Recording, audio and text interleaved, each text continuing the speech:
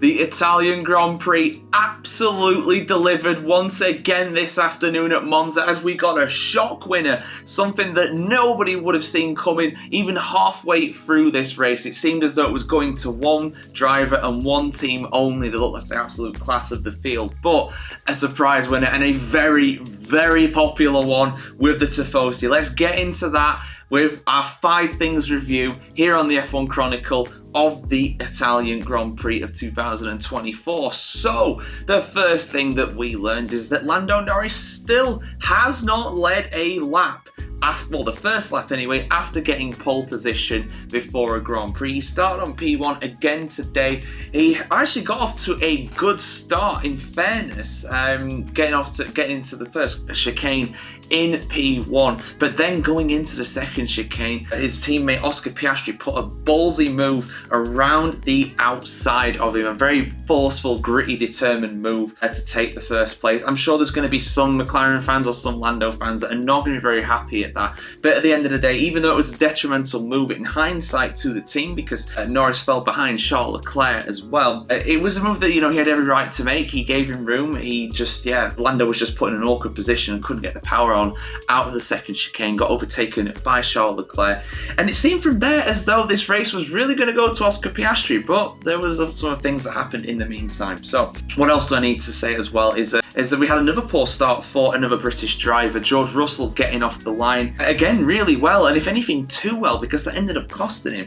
He got squeezed out by Oscar Piastri going into the first corner. He damaged his front wing and eventually dropped from P3 down to P7. He ended up finishing in P7 as well. Had it not been for that, he probably would have been around P5 in fairness. Ferrari and McLaren looked like the fastest teams by far. Mercedes just a little bit quicker than Red Bull during this race. I'm going to talk about Red Bull as well, actually, for my third thing that we learned. P6 for Max Verstappen today and P8 for Perez. And in a sense, that was actually better than what realistically they could have achieved. They were a bit off of Mercedes' pace. They were miles off of Ferrari and McLaren as well. The Constructors' battle has closed up massively as well because of that. McLaren are just 10 points behind and Ferrari are only 40 points behind Red Bull, which is, it's very, very close in the top of that Constructors' Championship. But how did Ferrari get so close to Red Bull? Well, that is because none other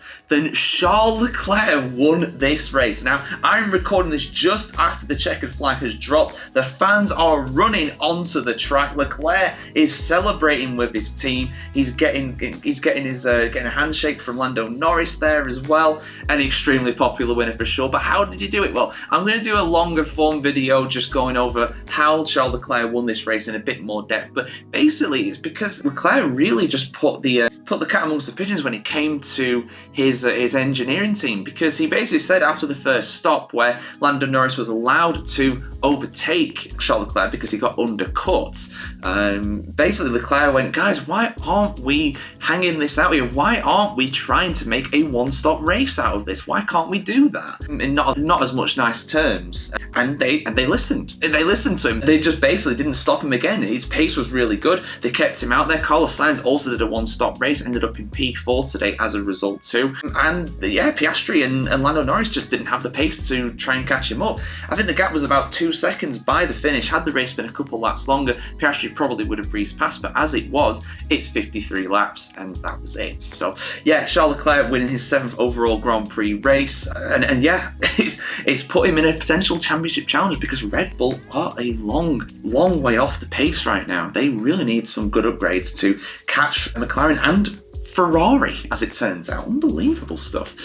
Incredible for Ferrari in their home race, but an absolutely abysmal home race for RB, VCARB, the second Red Bull team. Minardi, Toro Rosso, AlphaTauri, whatever you want to know them as. It was awful for them, whatever you want to call them. Nico Hülkenberg got off to a poor start for the Haas. He got squoze out by Ricciardo at the Ascari chicane. Because of that, Ricciardo got a penalty, and then after that, when he came in to serve his penalty, he did not serve his penalty correctly because his mechanic touched the front wing of the car. So then he had to come in and do another penalty. And again, I'm going to do a video explaining how Ricciardo's race was absolutely ruined by these penalties and why he got multiple penalties. So Ricciardo's pretty much taken out by that, and Yuki Tsunoda as well. He was ran into by Nico Hülkenberg in the first chicane, and the damage from that proved to be too much. So Yuki Tsunoda continues his incredibly bad run at Monza. I don't think he's ever even won here before. I think he's not started on 2 occasions as well. So yeah, there we go. Incredible for Ferrari. Forza Ferrari, what a race for them.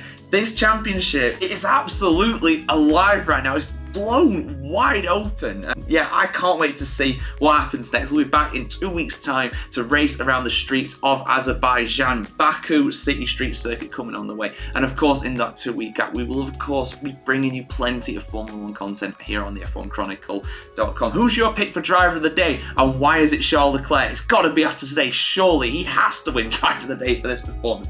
Unbelievable. And yeah, comment, like, share, subscribe, and ring the bell as well to see much more F1 content here on the F1Chronicle.com.